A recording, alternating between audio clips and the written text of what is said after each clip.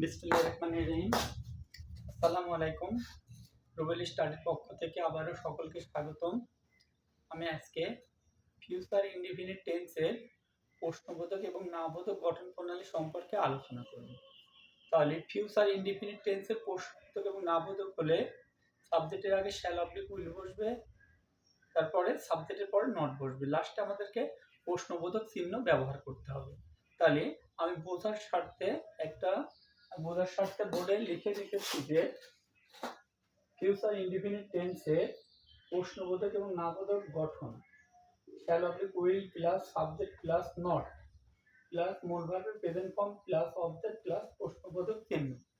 তাহলে আমি একটা উদাহরণ বোর্ডে লিখে রেখেছি যে ছেলেরা কি ফুটবল খেলবে না। তাহলে এই বাক্যটাকে যখন আমরা ইংলিশে রূপান্তরিত করব, তাহলে সেই ক্ষেত্রে আমাদেরকে এই গঠনটা অনুসরণ করতে হবে। গঠনের প্রথমে আছে শ্যাল অবলিক উইল। তাহলে এই শ্যাল অবলিক উইল আমরা পার্সন অনুসারে বসাবো।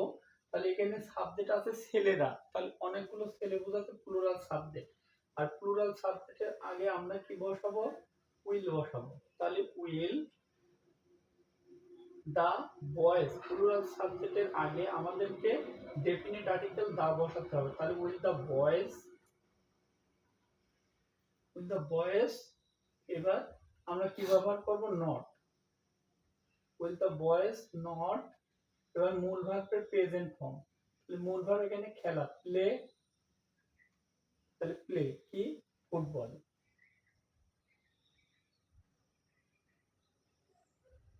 ফুটবল লাস্টে আমাদেরকে প্রশ্নবোধক চিহ্ন ব্যবহার করতে হবে। তাহলে এইভাবে আমরা ফিউচার ইনডিফিনিট টেন্সের প্রশ্নবোধক এবং নাবোধক বাংলা বাক্যকে ইংলিশে রূপান্তরিত করতে পারি। তাহলে ধন্যবাদ সকলকে। ভিডিওটা ভালো লাগলে একটা লাইক এবং একটি কমেন্ট এবং একটি শেয়ার করুন, সাবস্ক্রাইব করে পাশে থাকবেন। আসসালামু আলাইকুম।